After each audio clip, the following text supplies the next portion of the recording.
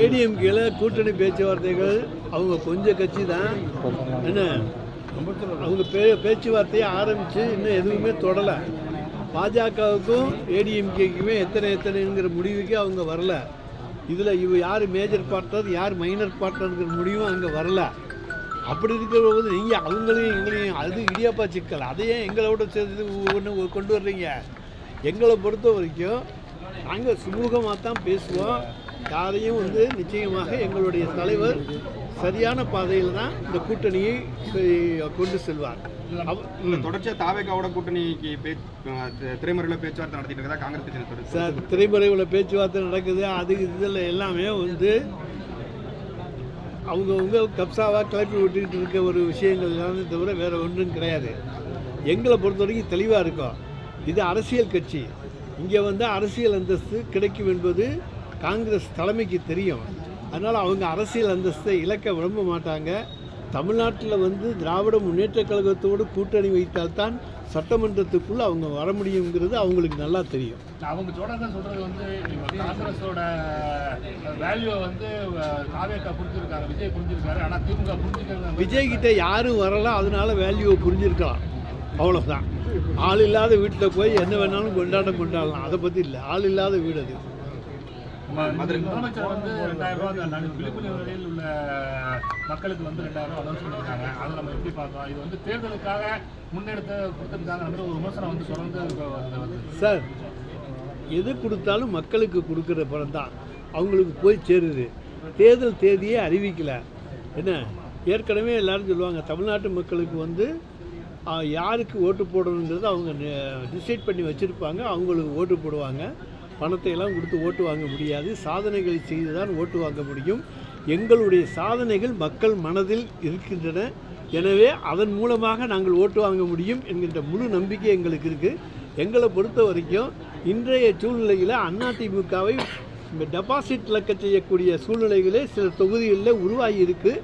அதை நிச்சயமாக நிறைவேற்ற வேண்டும். மதுரைக்கு வந்த பிரதமர் மோடி திமுக மறுபடியும் ஆட்சிக்கு வரணும்னு கனவு காண்கிறாங்க. அந்த கனவு கனவாகவே போயிடும் அப்படின்றாங்க. மோடி வேண்டுமென்றால் பகல் கனவு காணலாம். எங்களுடைய கனவு என்பது உண்மையான கனவு. எங்களுடைய நினைவு உண்மையான நினைவு. 200 நிச்சயம். அதில் நிச்சயமாக வெல்வோம். 200 படைப்போம் வரலாறு. அது தமிழ்நாட்டு சரித்திரத்தின் வரலாறு. நாங்கள் பிரச்சாரத்தை தொடங்கிட்டோம். ஆனால் திமுக கூட்டணி பிரச்சாரத்தை கூட தொடங்கலை, கூட்டணியை கூட இறுதி செய்யலன்னு எடப்பாடி பழனிசாமி விமர்சனம் பண்ணியிருக்காரு. நாங்கள் வீடு வீடாக போயிட்டோங்க. டோர் கேன்வசிங் போயிட்டோம். இதுவரைக்கும் இந்திய சரித்திரத்தில் இல்லாத அளவுக்கு தேர்தல் தேதியை அறிவிப்பதற்கு முன்னாலேயே வீடு வீடாக சென்று மகளிர் பரப்புரையை நடத்தி இருக்கிற ஒரே இயக்கம் திராவிட முன்னேற்ற கழகம். ஒவ்வொரு வீட்டு வாசலையும் நாங்கள் தொட்டு விட்டு வந்திருக்கிறோம். ஒவ்வொரு வாக்காளரையும் சந்தித்து விட்டு வந்திருக்கிறோம். ஒரு முறைக்கு 2 முறை சந்தித்திருக்கிறோம். தொடர்ந்து அதிமுகவில் இருக்கிறவங்க திமுக இணைஞ்சிக்கிட்டே இருக்காங்க. இது பல்வேறு விமர்சனங்கள் வருது. அதிமுகவில் நல்லா வேலை செஞ்சுட்டு திமுக ஏற்கனவே இருக்கிற சரியாக வேலை செய்யாதனால தான் அங்கேருந்து ஆட்கள் இருக்கிறாங்க ஒரு குற்றச்சாட்டு. அதெல்லாம் கிடையாது. திராவிட முன்னேற்ற கழகத்தில் இருக்கின்றவர்கள் மிகச் சிறப்பாக பணியாற்றக்கூடியவர்கள் என்பது திராவிட முன்னேற்ற கழகத்தினுடைய தலைமைக்கு நன்றாக தெரியும்.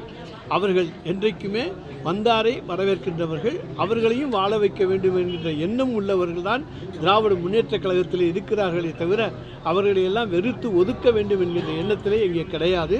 எங்களை பொறுத்த வரைக்கும் யார் வந்தாலும் அவர்களுடைய தகுதிக்கேற்பத்தான் எங்களுடைய முதலமைச்சர் அவர்கள், எங்கள் கட்சி தலைவர் அவர்கள் எந்த முடிவையும் எடுப்பார், எந்த பதவியும் கொடுப்பார். தேசிய ஜனநாயக கூட்டணி ஆட்சி அமைஞ்சாதான் சட்ட ஒழுங்கை உறுதி செய்ய முடியும் அப்படின்னு பிரதமர் மோடி சொல்றாரு.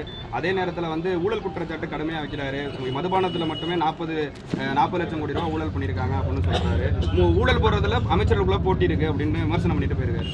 அதாவது மதுபான ஊழல்னு சொல்லி டெல்லியில் போட்டு அங்கே ஆம் ஆத்மி கட்சியையே அந்த ஊழல் குற்றச்சாட்டுக்கு ஆளாக்கி தேர்தலிலேயே ரொம்ப கஷ்டப்பட வச்சாங்க. அதாவது இன்றைக்கு ஆட்சி அதிகாரம் தங்களுடைய கையில் இருக்குது என்பதற்காக பொய்யான ஊழல் குற்றச்சாட்டுக்களை சொல்லுவதில் மிக மிக வல்லமையான கட்சி பாரதிய ஜனதா கட்சியும் நம்முடைய மாண்புமிகு பாரத பிரதமர் அவர்களும் தான் ஆவார்கள். எனவே அவர்களுடைய குற்றச்சாட்டுக்களை மக்கள் நம்ப மாட்டார்கள். எல்லா கேஸும் அடிபட்டு இருக்கு. அவங்க எந்த குற்றச்சாட்டையும் நிரூபிக்கலை. யாரையும் குற்றவாளி என்று கொண்டு போய் நிறுத்த முடியவில்லை. எனவே எங்களை பொறுத்த வரைக்கும் 40 லட்சம் கோடினா எங்கே கொண்டு வைக்கிறது?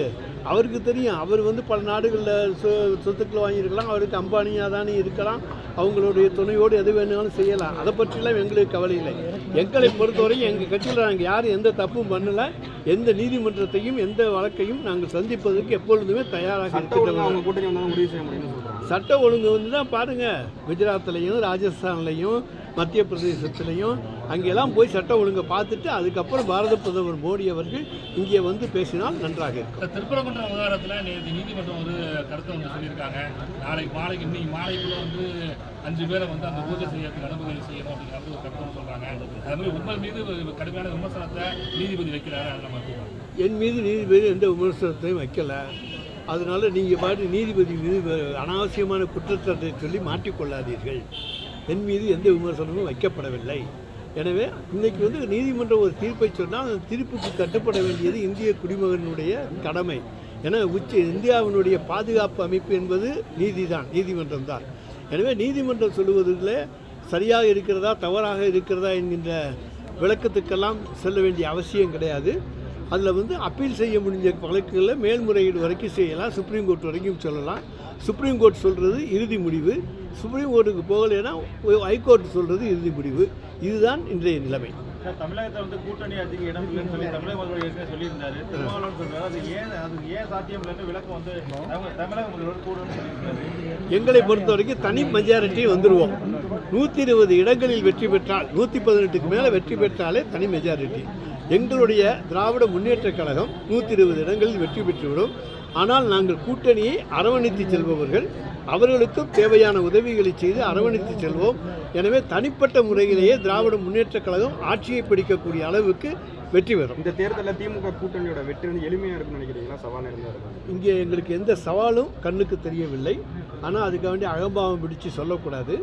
எது வந்தாலும் அதை நாங்கள் சமாளிப்பதற்கு தயாராக இருக்கக்கூடிய இயக்கம்தான் திராவிட முன்னேற்றக் கழகம்.